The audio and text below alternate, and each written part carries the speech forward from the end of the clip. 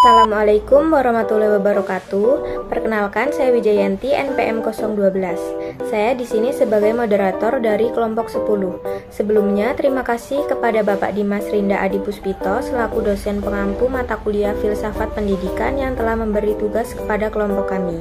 Kelompok kami ada 4 anggota. Di antaranya yang pertama saya sendiri Wijayanti NPM 012, Karisma Indri Febianti NPM 003, Septika Ayumi Cahya Muslim NPM 029, dan Wahyu Aulia Rahmadila NPM 033. Baik, kelompok kami akan membahas materi mengenai tokoh pendidikan di Indonesia. Pendidikan adalah suatu hal yang sangat urgent dalam sebuah perjalanan menapaki suatu kehidupan. Karena dalam sebuah kehidupan tidak akan pernah lepas dari yang namanya pendidikan. Tanpa sebuah pendidikan, mungkin perjalanan hidup manusia tidak akan terarah dan tidak akan berjalan sebagaimana mestinya. Dengan adanya pendidikan, tentu tidak lepas pula dari perjuangan serta proses panjang yang telah dilakukan oleh para tokoh pendidikan. Salah satu tokoh pendidikan di Indonesia yang sangat berpengaruh dalam dunia pendidikan yaitu Ki Hajar Dewantara. Kelompok kami akan mengenal lebih jauh mengenai proses filsafat pendidikan Ki Hajar Dewantara. Latar belakang historis filosofis pendidikan Ki Hajar Dewantara. Setiap tanggal 2 Mei, kita memperingati Hari Pendidikan Nasional yang diambil dari kelahiran Ki Hajar Dewantara. Beliau lahir dari keluarga bangsawan yang berasal di lingkungan Keraton Yogyakarta. Ki Hajar Dewantara memiliki nama asli Raden Mas Soewardi Surya Diningrat. Ki Hajar Dewantara dikenal dengan sebutan Bapak Pendidikan Nasional. Ki Hajar sempat kuliah di Stovia atau Sekolah Dokter Pribumi, tetapi tidak sampai lulus. Kemudian ia bekerja sebagai wartawan di koran seperti Utusan Hindia dan Kaum Muda. Sejak muda, Ki Hajar berani menentang pemerintah kolonial Belanda. Akibat kritiknya kepada Belanda dalam tulisan Seandainya Aku Seorang Belanda, Ki Hajar diasingkan ke Pulau Bangka. Dowes Dekker dan Cipto Mangunkusumo membela sahabat mereka sehingga akhirnya 3 serangkai ini diasingkan bersama-sama ke Belanda. Masa pengasingan di Belanda ini dimanfaatkan oleh Ki Hajar untuk mendalami dunia pendidikan dan pengajaran. Baik, di sini saya akan melanjutkan materi dari teman saya. Pada tahun 1918, Ki Hajar Dewantara mencurahkan perhatiannya di bidang pendidikan sebagai salah satu bentuk perjuangan meraih kemerdekaan. Bersama rekan-rekan seperjuangan lainnya, Ki Hajar mendirikan National Honoris Institute Taman Siswa atau lebih dikenal dengan Perguruan Nasional pada tanggal 3 Juli 1922. Taman Siswa merupakan sebuah perguruan yang bercorak nasional yang menekankan rasa kebangsaan dan cinta tanah air serta semangat berjuang untuk memperoleh kemerdekaan. Ki Hajar Dewantara merupakan seorang penulis. Tulisan Ki Hajar Dewantara berisi konsep-konsep pendidikan dan kebudayaan yang berwawasan kebangsaan. Melalui konsep-konsep itulah dia berhasil meletakkan dasar-dasar pendidikan nasional bagi bangsa Indonesia.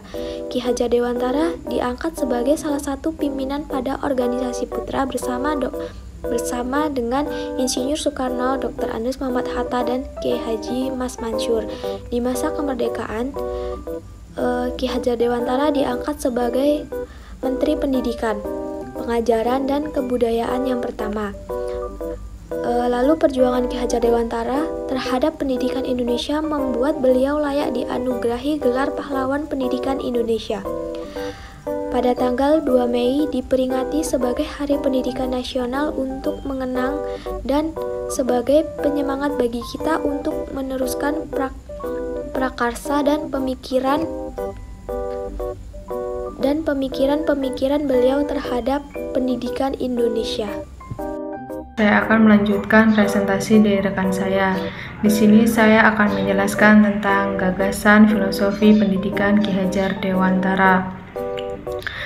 Filosofi pendidikan Ki Hajar Dewantara. Menurut Ki Hajar Dewantara, pendidikan yaitu tuntunan di dalam hidup tumbuhnya anak-anak. Maksudnya seperti segala kodrat yang ada pada anak-anak seperti bermain, berpendidikan, dan lain-lain. Dalam konsep pendidikan Ki Hajar Dewantara, ada dua hal yang harus dibedakan, yaitu antara pengajaran dan pendidikan.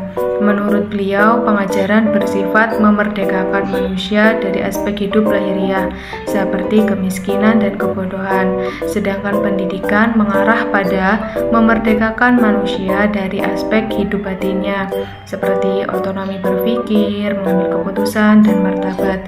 Jadi, manusia yang merdeka adalah manusia yang hidupnya secara lahir dan batin tidak tergantung pada orang lain. Akan tetapi, ia mampu bersandar dan berdiri di atas kakinya sendiri. Artinya sistem pendidikan itu mampu menjadikan setiap individu itu mandiri dan berpikir sendiri. Dalam pemikiran Ki Hajar Dewantara, metode yang sesuai dengan sistem pendidikan ialah sistem Among, yaitu metode pengajaran dan pendidikan berdasarkan asah, asih, dan asuh. Metode pengajaran ini secara teknik pengajarannya meliputi kepala, hati, dan panca indera. Bila diterapkan ke dalam pelaksanaan pengajaran, hal ini maka merupakan upaya di dalam mendidik peserta didik supaya dapat berperasaan, berpikir, dan bekerja. Ketiga hal ini merupakan dasar pendidikan bagi anak-anak yang disebut Among metode. Ki Hajar Dewantara, pendidik asli Indonesia, melihat manusia lebih dari sisi kehidupannya. Menurut beliau, manusia memiliki daya jiwa yaitu cipta, karsa, dan karya. Ki Hajar Dewantara memiliki makna sendiri sebagai guru yang memiliki kelebihan di bidang keagamaan dan keimanan. Di sini saya akan melanjutkan materi tentang pembahasan kelompok kami, yaitu implikasi filosofi pendidikan Ki Hajar Dewantara. Dasar yang paling penting dalam pendidikan menurut Ki Hajar Dewantara adalah adanya persamaan persepsi antara penegak dan atau pemimpin. Pendidikan tentang arti mendidik itu sendiri, beliau menyatakan bahwa mendidik itu bersifat humanisasi, yakni mendidik adalah proses memanusiakan manusia. Dengan adanya pendidikan, diharapkan derajat hidup manusia bisa bergerak vertikal ke atas ke taraf insani yang lebih baik dari sebelumnya. Dan dalam hidup tumbuhnya jiwa raga agar dalam kodrat pribadinya serta pengaruh lingkungannya, mereka memperoleh kemajuan lahir batin menuju ke arah adab kemanusiaan. Sedang yang dimaksud adab kemanusiaan adalah tingkatan tertinggi yang dapat dicapai oleh manusia yang berkembang selama hidupnya. Ki Hajar Dewantara lebih lanjut menegaskan bahwa pendidikan itu suatu tuntunan dalam hidup tumbuhnya anak-anak. Ini berarti bahwa hidup tumbuhnya anak-anak itu terletak di luar kecakapan atau kehendak para pendidik. Anak itu sebagai makhluk, sebagai manusia, sebagai benda hidup, teranglah hidup dan tumbuh menurut kodratnya sendiri. Dari konsepsi tersebut, Ki Hajar Dewantara ingin 1. Menempatkan anak didik sebagai pusat pendidikan. 2. Memandang pendidikan sebagai suatu proses yang dengan demikian bersifat dinamis.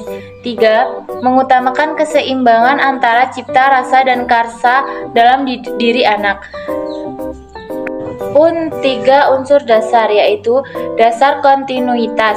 Dasar kontinuitas berarti bahwa kebudayaan atau garis hidup bangsa itu bersifat kontinu, bersambung tak putus-putus.